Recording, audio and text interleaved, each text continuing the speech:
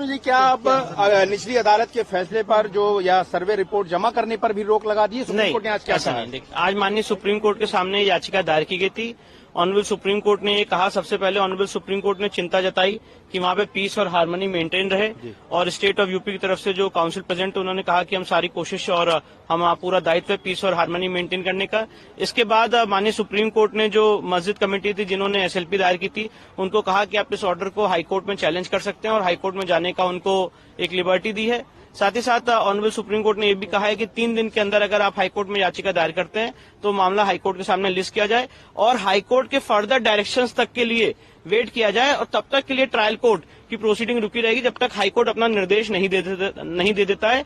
और ये मामला अभी ट्रायल कोर्ट में 8 जनवरी को लगा हुआ है। साथ ही साथ ऑनरेबल सुप्रीम कोर्ट ने यह भी निर्देश दिया है कि जो एडवोकेट कमिश्नर महोदय हैं वो अपनी रिपोर्ट सील कवर में दाखिल करेंगे। तो इसका क्या मतलब निकाला जाए कि ट्रायल कोर्ट की प्रोसीडिंग पर एक तरह से स्टे हो गया है? नहीं, ट्रायल कोर्ट की प्रोसीडिंग पे अभी एक लिमिटेड स्टे है जब तक ऑनरेबल इलाहाबाद हाईकोर्ट ये अप्रोच नहीं करते हैं, और जब ऑनरेबल इलाहाबाद हाईकोर्ट अप्रोच करेंगे और मैटर ऑनरेबल हाईकोर्ट में लिस्ट हो जाएगा तो ऑनरेबल इलाहाबाद हाईकोर्ट डिसाइड करेगी कि ट्रायल कोर्ट की प्रोसीडिंग स्टे रहनी की नहीं रहनी है।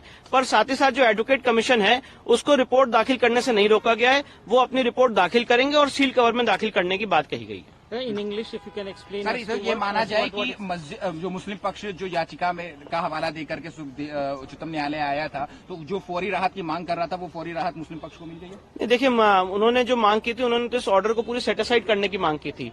19 नवंबर 2024 के ऑर्डर को सेटिसाइड करने की मांग की थी, तो सुप्रीम कोर्ट ने उसको अभी एंटरटेन नहीं किया। उन्होंने कहा कि आप ये सारी बातें हाईकोर्ट में चैलेंज कर सकते हैं बाय वे ऑफ रिवीजन, या जो भी आपको लिबर्टी लॉ में प्रोवाइडेड है, और हाईकोर्ट फिर डिसाइड करेगा इस मामले में आगे कैसे प्रोसीड करना है। इंग्लिश में एक बार।